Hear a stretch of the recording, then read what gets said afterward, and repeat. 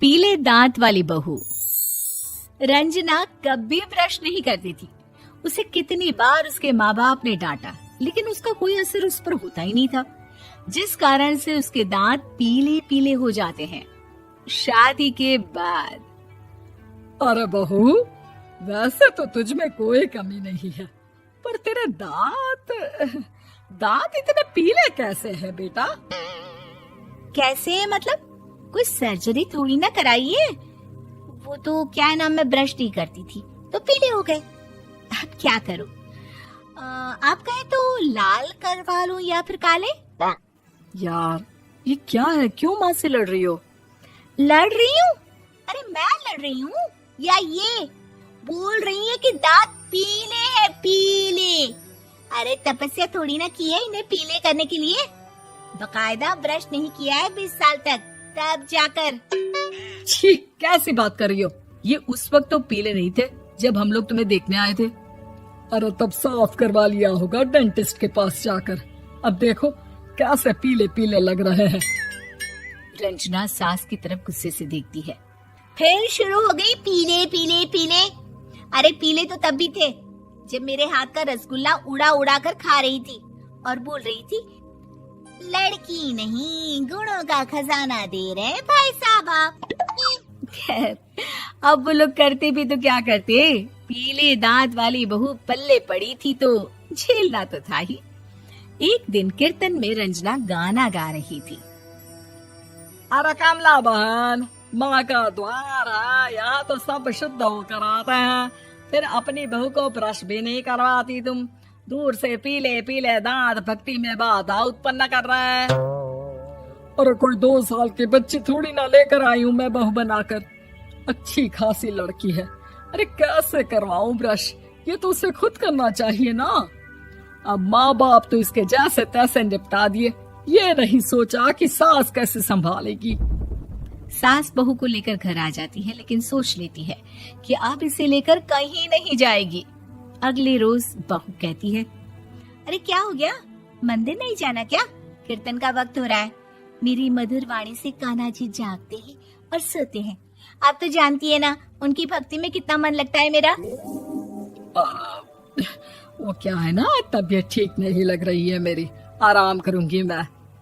तबीयत ठीक नहीं लग रही? अभी तो मिथुन के गाने पर नाच रही थी आप, और अब बोल रही है कि तबीयत ठीक नहीं लग रही। अरे भक्ति में मन लगा लो सासू माँ, ऊपर जाना है, क्या मुंह दिखाओगी आप? हाँ? सास को बहू की बात पर गुस्सा आ जाता है। मैं क्या मुंह दिखाऊंगी, इसकी चिंता तो ना कर, समझी? अपने मुंह की चिंता कर, जो ये पीले पीले दांत लेकर हर जगह पहुंच जाती है। पता है लोग कितना मजाक बनाते हैं। ना जी ना, मैं नहीं जाना कहीं तेरे साथ। तो ये बात है, कोई ना, मत जाओ, मैं अपने कमरे में ही बैठकर भक्ति कर लूंगी। ऊपर वाला दांत थोड़ी ना देखता है, मन देखता है, भावना देखता है। और अरे बस बस, तू सब कुछ दिखा, बस ये सफेद चमकदार दांत ना दिखाना किसी को, है? जा यहाँ से। बहू को सास की बात का कोई फर्क नहीं पड़ता, वो तो जैसी थी वैसी ही रह जाती है। सुबह नहाकर किचन में खाना बनाना, फिर खाना खाना, कीर्तन भजन करना और सो जाना। एक दिन, माँ जी मैं सहेली के घर जा रही हूँ, शाम को लेट आऊंगी। हाँ हाँ तो जाना, मैंने कौन सा तेरी आरती करनी है घर पर बैठकर। रंजना सहेली के घर जाती है, जहाँ वो पार्टी में जाने की तैयारी कर रही होती है। अरे शिखा, कहाँ जाने की तैयारी कर रही है? मैं गलत वक्त पर आ गई क्या? अरे नहीं यार, उल्टा सही वक्त पर आ गया। मैंने ये साड़ी और ज्वेलरी निकाली है यार, शाम को इनके ऑफिस की एक पार्टी में जाना है। बताना कैसा लग रहा है ये सब? नहीं यार, इस ड्रेस के साथ तो वो वाली ज्वेलरी अच्छी लगेगी। हाँ हाँ सही बोल रही है, मैंने ध्यान ही नहीं दिया। वैसे तो हमेशा से मस्त फैशन सेंस रखती है। तो बड़ा जाती होगी ना पति के साथ पार्टी में। रंजना कुछ नहीं बोलती, बस सोचती है कि यार काश ये बात सही हो जाती, पर मैं क्यों नहीं जाती पार्टी में? क्या इन लोगों की कोई पार्टी होती नहीं होगी? रंजना घर आती है और रात में पति से सवाल करती है, एक बात बताइए, आप मुझे किसी पार्टी में क्यों नहीं ले जाते? क्या आपकी यहाँ ऑफिस में पार्टी नहीं होती?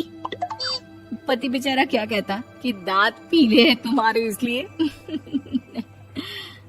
अरे कोई पार्टी होती नहीं हम लोगों के ऑफिस में, तो कहाँ से लेकर जाऊं? और मार्केट, मॉल, कहीं वीकेंड घूमना, कहीं तो।